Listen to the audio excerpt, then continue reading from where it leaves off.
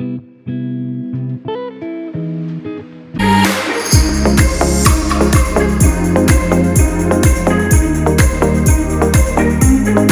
दोस्तों, good morning. Welcome to my new video. तो आज के वीडियो में हम लोग देखेंगे कि फ्रांसीसी क्रांति आखिर ये क्रांति क्यों हुई थी, किसके लिए हुई थी और इसके क्या कारण थे, और उस समय की लोग कैसे थे और लोग क्या चाहते थे उस वक्त।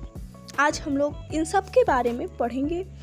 आज नहीं, लेक्चर के हिसाब से आएगा, लेक्चर फर्स्ट, लेक्चर सेकेंड।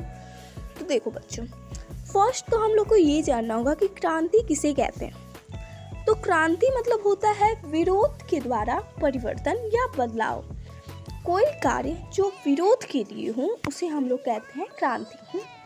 तो वो जो विरोध हो रहा है वो किसी ना किसी के लिए तो हो रहा होगा। आखिर वो विरोध किसके लिए हो रहा था? तो वो विरोध हो रहा था उस समय के फ्रांस के राजा लुई 16वां के लिए। अब लुई 16वां, ये नाम थोड़ा आप लोगों को कंफ्यूजिंग लग रहा होगा, लेकिन आगे मैं इसके बारे में अच्छे ढंग से आपको बताऊंगी। तो अब हम लोग आज क्या क्या पढ़ेंगे इसके बारे में डिस्कस करेंगे। तो आज हम लोग पढ़ेंगे फ्रांसीसी क्रांति, फ्रांस की आर्थिक स्थिति उस समय की कैसी थी, और जीने का संघर्ष, लोगों को क्या क्या करना पड़ रहा था उस समय। तो चलिए स्टार्ट करते हैं। अब देखिए, पहले तो हम लोग पढ़ेंगे फ्रांसीसी क्रांति।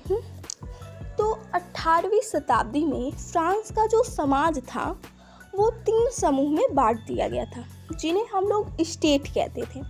उनके नाम थे प्रथम, द्वितीय और तृतीय स्टेट। जैसे कि हम लोग के यहाँ जो वर्ग कहा जाता है वैसे ही उस समय स्टेट कहा जाता था, और कुछ नहीं है इसमें। हम लोग के यहाँ वर्ग कहा जाता है और उस समय वहाँ पे स्टेट कहा जाता था, और कुछ नहीं है उसमें। अब देखिए, ये जो 3 स्टेट बटे हैं, मतलब कि समाज जो 3 भागों में बटा हुआ है उसमें लोग होंगे अलग अलग तरह के। तो हम लोग का पहला है प्रथम स्टेट। प्रथम स्टेट में पादरी और चर्च के अन्य सदस्य आते थे। पादरी किसे कहते हैं? तो देखो बच्चों, पादरी मतलब होता है ईसाई धर्म के कार्यवाहक, जो ईसाई धर्म का कार्य देखते हैं।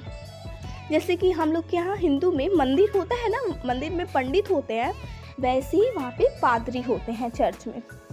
अब देखो द्वितीय स्टेट। तो द्वितीय स्टेट में कुलीन वर्ग के लोग होते थे। कुलीन वर्ग भाई किसे कहते हैं? कुलीन वर्ग किसे कहते हैं? तो देखो, कुलीन मतलब होता है कि अमीर लोग। कुलीन मतलब कि अमीर लोग, जो अमीर हो, उनके पास अधिक धन हो, हर चीज़ से वो संपन्न हो। अब देखो, ये जो द्वितीय वर्ग था, आखिर इसमें कैसे कैसे लोग आते होंगे। अब एग्जाम्पल बता रही हूँ। अगर सपोज डैट अमीर के घर में एक बच्चा हुआ है, तो वो जाहिर, अगर कोई बच्चा हुआ है तो जाहिर सी बात है उसको जन्म के आधार पर वो द्वितीय स्टेट में सम्मिलित है। और देखो, लेकिन जैसे कि कुछ लोग जो होते थे वो क्या करते थे, इस स्टेट की सदस्यता खरीद लेते थे। आखिर क्यों खरीदते थे? इस स्टेट में आखिर क्या खास बात थी? तो ये सब हम लोग आगे पढ़ेंगे, तो मैं बताऊंगी। तो देखो, कोई व्यक्ति अधिक पैसा देकर राजा को, या राज परिवार मतलब कि राजा के परिवार की सेवा करके, अच्छी सेवा करके सदस्य बन सकता था। अब है तृतीय स्टेट। तो देखो, तृतीय स्टेट में 3 तरह के लोग होते थे। एक तो जैसे कि जो बड़े व्यवसायी, अदालती कर्मचारी, वकील लोग, पढ़े लिखे लोग, जिनको ये सब बातें पता हो, प्रशासनिक। अब देखो, दूसरे में आते थे किसान और कारीगर, थोड़े मोड़े, मतलब कि थोड़ा सा पढ़े हुए लोग थे। और तृतीय में आते थे छोटे किसान, भूमिहीन, मजदूर, नौकर, चाकर, दास, ये सब आते थे तीसरे में। अब देखो क्या, अब हम लोग ये तो हम लोग का खत्म हो गया। फ्रांसीसी क्रांति के बारे में तो हम लोगों ने पढ़ लिया, थोड़ा बहुत जो भी जाना इंट्रोडक्शन के टाइप में पढ़ लिया। अब हम लोग देखेंगे टैक्स। टैक्स मतलब क्या होता है आप लोग को पता है? हम लोग के यहाँ जो टैक्स है, हम लोग इंडिया के, भारत के निवासी हैं, तो हम लोग को टैक्स देना पड़ता है ना। वैसे ही ये टैक्स, लेकिन ये टैक्स अलग था, इंडिया की तरह नहीं था। ये टैक्स थोड़ा अलग था। क्यों अलग था, कैसे अलग था, ये सब बताऊंगी किसके लिए अलग था। देखो, टैक्स वहाँ पे 2 प्रकार के थे। एक तो टाइड था राइटिंग पे थोड़ा मत देखिए, बस मेरी बातों को सुनिए। टाइथ और टाई। टाइथ जो था ना वो एक धार्मिक टैक्स था, मतलब कि इसे धर्म के लिए लिया जाता था। और इसे कौन लेता था? तो ये चर्च लेता था कि भाई हमें चर्च में ये सब काम करना है, तुम हमें पैसा दो। क्या ये टैक्स प्रथम वर्ग से लिया जाता था, द्वितीय वर्ग से लिया जाता था या तृतीय वर्ग से? हम लोग के भारत में तो सबको देना पड़ता है, लेकिन फ्रांस में ये केवल टैक्स तृतीय वर्ग से लिया जाता था। और वहाँ पे जो क्रांति हुई थी ना, ये भी तृतीय वर्ग के लोगों ने ही की थी। अब देखो, पहला तो पता चल गया ये धार्मिक कर था एक तरफ से। अब है टाई। टाई जो था वो एक प्रत्यक्ष या परोक्ष कर था, मतलब कि जो वहाँ का निवासी है उसे देना पड़ेगा, लेकिन वो निवासी केवल तृतीय वर्ग को ही मानते थे एक तरफ से। क्यों भाई, वहाँ पे तो प्रथम भी रह रहे हैं, द्वितीय भी रह रहे हैं, तृतीय भी रह रहे हैं, तो क्यों केवल तृतीय से लिया जा रहा है? ये भी उस समय ये सवाल उठा था कि क्यों भाई ये केवल तृतीय से लिया जा रहा है। वहाँ पे ये सारे टैक्स जो थे केवल तृतीय को ही देना पड़ता था। एक तो तृतीय कमज़ोर है, गरीब है, उसके पास उतना पैसा नहीं है, ऊपर से इतना टैक्स भी देना है उसको। अब देखो, पादरी और एक तरफ से कुलीन और से थोड़ा भी टैक्स नहीं लिया जाता था, और उनके पास बड़े बड़े अधिकार थे, मतलब कि उनको कहीं पर जाने पे छूट दिया जाता था, सम्मान, कि भाई पादरी हैं, कुलीन हैं, उनको अधिक सम्मान दिया जाता था, मनमानी करते थे। कहीं अगर ज़मीन है तो उसे अपने मन मर्जी से घर वहाँ पे बना सकते थे।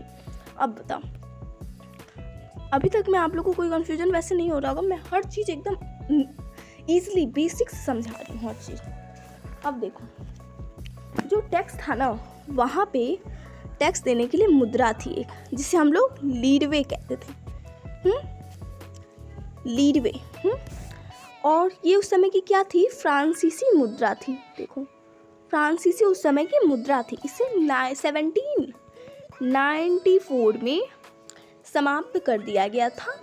अब ये क्यों समाप्त कर दिया गया था ये भी हम लोग आगे में पढ़ेंगे। अब देखो, हम लोग पढ़ेंगे फ्रांस की आर्थिक स्थिति, मतलब उस समय का फ्रांस कैसा था, आखिर उसकी आर्थिक स्थिति कमज़ोर थी या मजबूत थी। अब देखो, 1714 में, सॉरी एक सेकेंड, 1774 में, ये अभी 1714 मैंने बोला क्या? ओ सॉरी, हाँ, 1774 में बूर्बो वंश का लुई 16वां फ्रांस का राजा बना। हम लोग क्यों लुई 16वां कह रहे हैं? लुई 16वां क्यों कह रहे हैं भाई? लुई 16वां हम लोग क्यों कह रहे हैं? देखो, सपोज डैट जो पहला लुई होगा, मतलब कि जिसका पहले नाम पड़ा होगा लुई, इसको इरेज करती हूँ एक सेकेंड, जिसका पहले नाम पड़ा होगा लुई, और रुको, जिसका पहले नाम पड़ा होगा लुई, उसका जब बेटा हुआ होगा या एक तरफ से उत्तराधिकार जो उसके बाद बना होगा, उसे उस समय के लोग क्या देते थे? लुई तृतीय, मतलब कि लुई सेकेंड। ऐसे लुई तृतीय, लुई चतुर्थ, चाहे 14वां, 4वां, 5वां, 6वां, 7वां, ऐसे ये लुई 16वां था। अब समझ में आई बात, आखिर क्यों लुई 16वां कह रहे थे? ऐसे ही ये लुई 16वां था। देखो, जब ये 20 साल का था ना, तब उसका विवाह ऑस्ट्रिया की राजकुमारी, देखो इसको अंडरलाइन कर दें, जब वह 20 साल का था ना, तो उसका विवाह ऑस्ट्रिया की राजकुमारी एंटोइनेट से हुआ था। अब देखो, अब बस हम लोग थोड़ा सा उसके बारे में इंट्रोडक्शन दिया है, अभी तो बहुत सारा खेल रचेगा तब पता चलेगा। अब देखो, क्या हुआ था कि उसके पहले जो लोग राजा उसके रह चुके थे, पापा जो भी, तो उन्होंने क्या किया था? लंबे समय तक युद्ध किया था, आलीशान महल बनवाए थे उसके खर्चे के लिए, हर मतलब कि नौकर चाकर रखा था, जिससे क्या हुआ था? खजाना एक तरफ से खाली हो गया था। इसी बीच फ्रांस ने ब्रिटेन के खिलाफ आज़ादी की लड़ाई में अमेरिका का साथ दिया।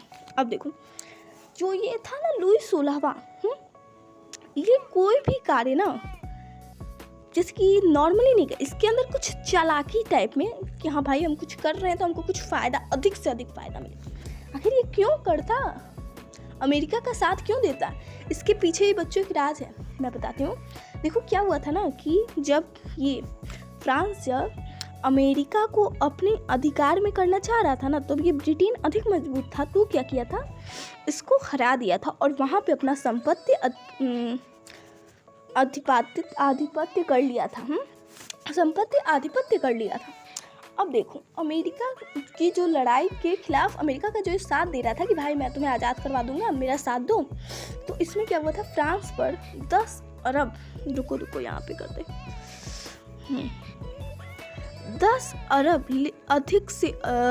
अरब से भी अधिक का कर्ज जुड़ गया था उसके ऊपर, जबकि 2 अरब लिरवे का कर्ज पहले से ही उसके ऊपर चढ़ा था। मतलब कि 12 लिरवे, एक तरफ से अगर 12 लिरवे, बताओ उसके ऊपर 12 लिरवे का कर्ज, तो भी उसको पता है कि भाई हम पे 2 अरब लिरवे का पहले से कर्ज चढ़ा हुआ है, तो भी वो लड़ने गया भाई।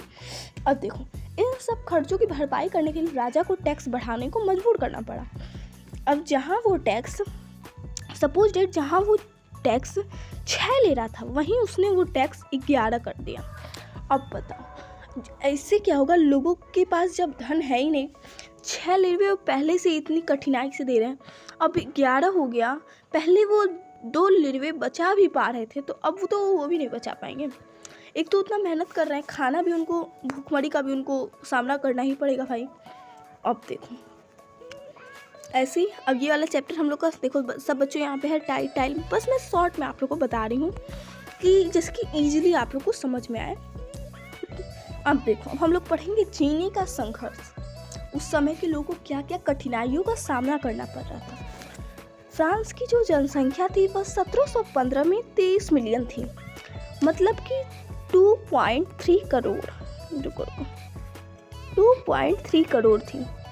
अब क्या हुआ था 1789 में, मतलब कि उस समय किसका राज था, इसका देखो 28 मिलियन हो गई, 2.8 करोड़। अब देखो कभी भी हम लोग के यहाँ जब जनसंख्या बढ़ती है तो हम लोग को भूखमरी का सामना करना पड़ता है, भोजन की कमी हो जाती है। तो ऐसे ही उस समय फ्रांस में भी हुआ था, भोजन की मांग बढ़ने लगी और भोजन भी वहाँ का कम होने लगा। मौसम और महामारी के चपेट में क्या हुआ कि अनाज का जो था वो उत्पादन कम हो रहा था। इसलिए क्या हुआ, जब कोई भी चीज़ कम होती है ना, तो उसका क्या किया जाता है, उसका रेट अचानक से बढ़ा दिया जाता है। और हमें लोग के यहाँ पहले जो 2 रुपए की पार्ले जी बिस्किट मिलती थी, सपोज डैट हम मतलब कि कुछ कह रहे, जो 2 रुपए की पार्ले जी बिस्किट मिलती थी वो अचानक से ही छोटी मिलने लगी है। तो हम लोग को नहीं, लेकिन जो सपोज डैट जो मिडिल क्लास से भी नीचे के जो लोग, एक तरफ से लो क्लास जो भी आते हैं, उनको कितना मतलब कि एक तरफ से बिस्किट के लिए, हर चीज़ के लिए मतलब उनको दिक्कतें सहनी पड़ती है ना। भिखारी बेचारे, उन सबको भोजन की कमी, जनसंख्या बढ़ी है तो भाई किसी न किसी के पास तो कुछ ना कुछ तो प्रभाव पड़ते ही हैं। इसी प्रकार उस समय पर भी क्या हुई थी, पाव रोटी की कीमत बढ़ गई। एक तो जो गरीब लोग हैं वो कहाँ से भाई भोजन पाएंगे, खाएंगे कैसे, टैक्स भी भराया हुआ है, टाइल ये सब देना है भाई, उनको देना पड़ेगा। ये कुलीन और पादरी हैं जो आराम से जीवन व्यतीत कर रहे हैं। देखो यहाँ पे समझाया भी है, दी स्टेट है और ये पादरी होंगे चाहे कुलीन हो, कुलीन है मतलब अमीर लोग हैं। अब देखो पाव रोटी जो था वहाँ के लोगों का एक तरफ से मुख्य भोजन था।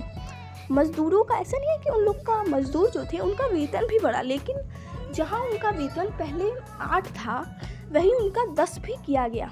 लेकिन अब बताओ उनको टैक्स भी तो देना है, तो उनके पास कहाँ से भोजन बचे, कहाँ से कुछ बचेगा। बढ़ा तो था थोड़ा सा, लेकिन उसके हिसाब से टैक्स अधिक महंगाई थी उसमें। अब इससे क्या हुआ, भूखमरी की स्थिति आ गई। उनके पास पाव रोटी खरीदने तक के पैसे नहीं थे। बताओ पाव रोटी खरीदने तक के पैसे नहीं थे। तो चलो हम लोग क्विज की ओर बढ़ते हैं।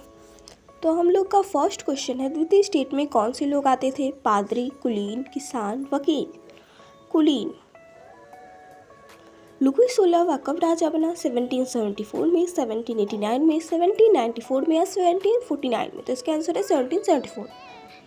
फ्रांस की मुद्रा क्या थी, रुपया, लिवरे, डॉलर या येन। तो इसका आंसर है लिवरे। क्रांति के समय फ्रांस का मुख्य भोजन क्या था, दाल चावल, पूरी सब्जी या पाव रोटी। तो पाव रोटी।